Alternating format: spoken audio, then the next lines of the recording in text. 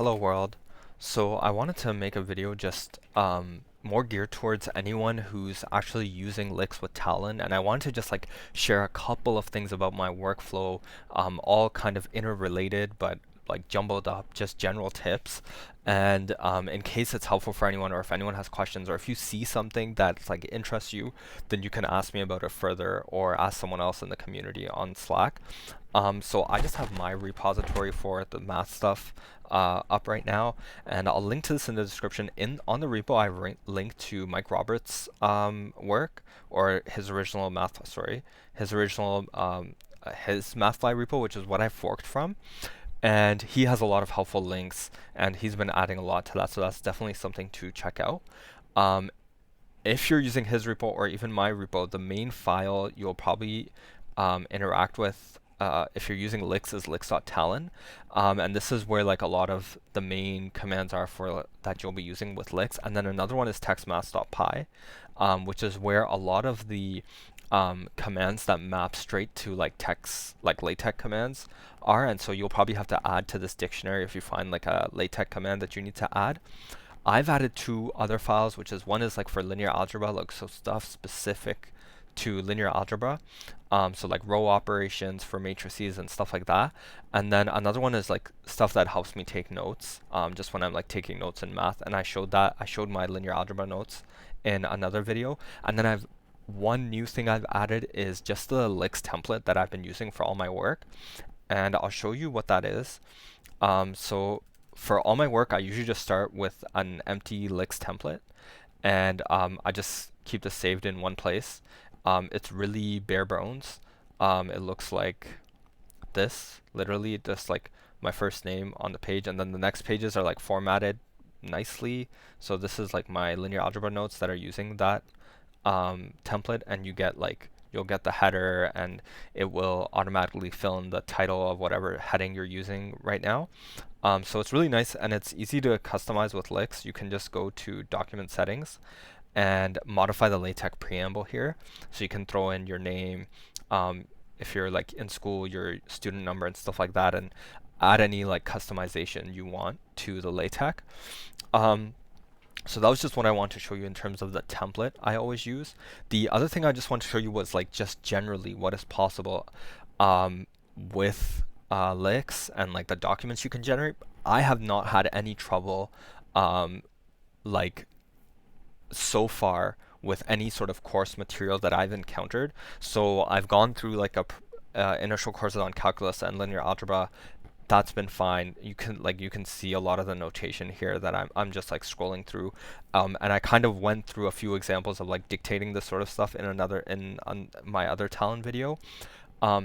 This semester I took like a computer organization course, like hardware and stuff, and we had to do like truth tables, and you'll have to do that in like logic courses too. This was one thing that's usually a concern is like voice strain with like dictating like this many zeros and stuff like that. But with LyX and Talon, you can just you can kind of like map a voice command to like traverse the rows and insert like a bunch of numbers at once. So, and I've done that in my repo. It's in the lyx.talon file. So that like helps with like voice strain concerns when it comes to something like this. And then another thing is this semester I had to dictate code. And so usually like this was for more formal formal like pseudocode, so not like actual I do code regularly, but like in an exam setting I found the most useful thing was to actually just write the code in LyX. There's a way to like you can just say insert code to get into like a formatted code mode with like this typewriter script, and it's pretty easy to do that. So that was one other interesting thing I kind of did this semester. And then the last interesting thing was I had to dictate a lot of graphics for my data structures course this semester. And so I have one there. This is the finite state machine. This was actually for my hardware course. But I have a bunch open over here, a bunch of images like of graphs and stuff that I made for my course. And I found two things pretty much useful. So this is like a tree. I found two things useful for this. One was for my own personal work, I used GraphWiz, and that was really easy to use. Like you can kind of already tell what's going on. Like I have a graph and then these are all my nodes. If I want like specific labels, it's really like the syntax is really easy to pick up for GraphWiz. And that was suggested by I think Aegis on the Slack. So that was super useful. And I'm just like trying to show you some of the images that I came up with. I think this was sets, like the set data structure. And then the other thing for school, when I was actually writing exams and they were actually screen recording me for that, I actually used Mermaid because I didn't want to like have to open up VS Code and like run commands in the command line to like turn the graph with files into images. So I use Mermaid, which is it's just like a website, and it's just another markup language.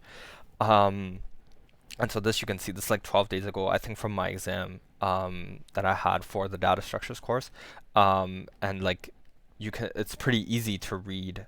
The markup here, like you can tell what's going on and what's going to what, and it has all the complexity that like you would want. There's some examples up here. It has all the complexity you would want for probably a data structures class. I had some trouble, I think, on the final. I didn't like, drawing a Fibonacci heap was like really awkward with Mermaid, so I actually ended up losing marks for that because I couldn't get it to look right. So that sucked. But other than that, I haven't had trouble. I've dictated or drawn graphics or even like written math that I like never would have thought I could have. So it's pretty awesome. And Talon has been useful for that. And yeah, that's kind of, I just want to like kind of show that workflow and just like share that with anyone who wants to take a look at it. And then I'm pretty sure I didn't mention this yet, but I also, one thing I use a lot is is i3 window manager.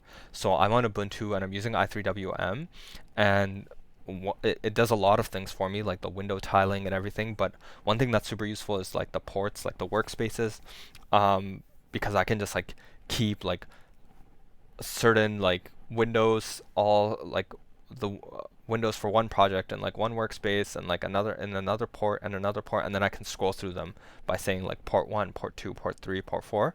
So that's something really useful. That's part of my workflow all the time.